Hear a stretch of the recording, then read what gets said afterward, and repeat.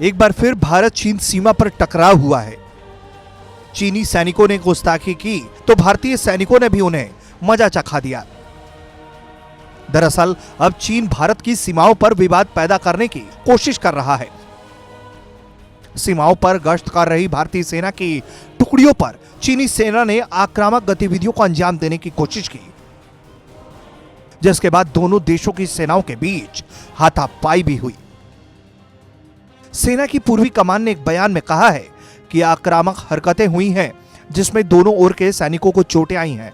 मामले को सुलझा लिया गया है। कहा जा रहा है कि उत्तरी सिक्किम के नाकुला सेक्टर में यह झड़प हुई। ये एरिया सड़क मार्ग से नहीं जुड़ा है। इस इलाके में सिर्फ हेलीकॉप्टर से ही जाया जा सकता है। इस इलाके में दोनों देशों की सेनाएं नियमित पेट्रोलिंग करती हैं। नियमित रूप से होने वाली पेट्रोलिंग के दौरान दोनों पक्षों की सेनाओं के बीच झड़प हुई। नाकुला सेक्टर मुगुथांग के आगे है। परंपरागत रूप से नाकुला एरिया को शांत माना जाता रहा है और इसके पहले दोनों देशों की सेनाओं के बीच इस इलाके में कभी कोई ऐसी घटना नहीं देखी गई है। इस घटना के बाद से चीन को यह बात समझ में आ गई है कि अगर वो मनमानी करेगा तो भारत उसी की भाषा में उसे जवाब देगा। चीनी सीमा पर भले ही दशकों से गोलियां नहीं चली, लेकिन चीन हमेशा सीमा अतिक्रमण करने के लिए आक्रामक रुख अख्तियार करता रहा है, जिसका जवाब भारत की ओर से उसे मिलता रहा है।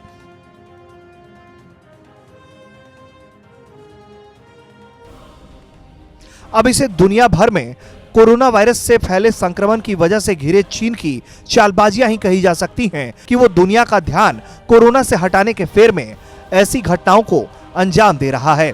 एक तरफ चीन की चालबाजियां हैं तो दूसरी तरफ वायरस बांटकर चीन अपना व्यापार भी बढ़ा रहा है। उसने दुनिया के तमाम देशों को निम्न क्वालिटी के चिकित्सा उपकरणों की सप्लाई ज्यादा दामों में की, जिसकी वजह से कई देशों ने उसकी पोल दुनिया के सामने खोलकर रख दी। खैर, भारत और चीन की सेनाओं के बीच इसके पहले भी डोकलाम में विवाद जन्म लिया था, जहां भारतीय सेना ने चीन की हरकतों पर कड़ी प्रतिक्रिया जताई थी और उसे पीछे हटने को मजबूर भी किया था।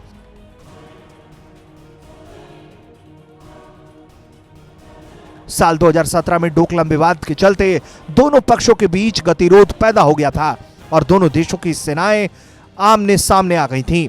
उसके बाद चीन के वुहान में साल 2018 में प्रधानमंत्री नरेंद्र मोदी और चीनी राष्ट्रपति शी जिनपिंग की अनौपचारिक शिखर वार्ता के बाद दोनों देशों के बीच संबंध फिर से पटरी पर लौटे थे। ब्यूरो रिपोर्ट, भारत तक।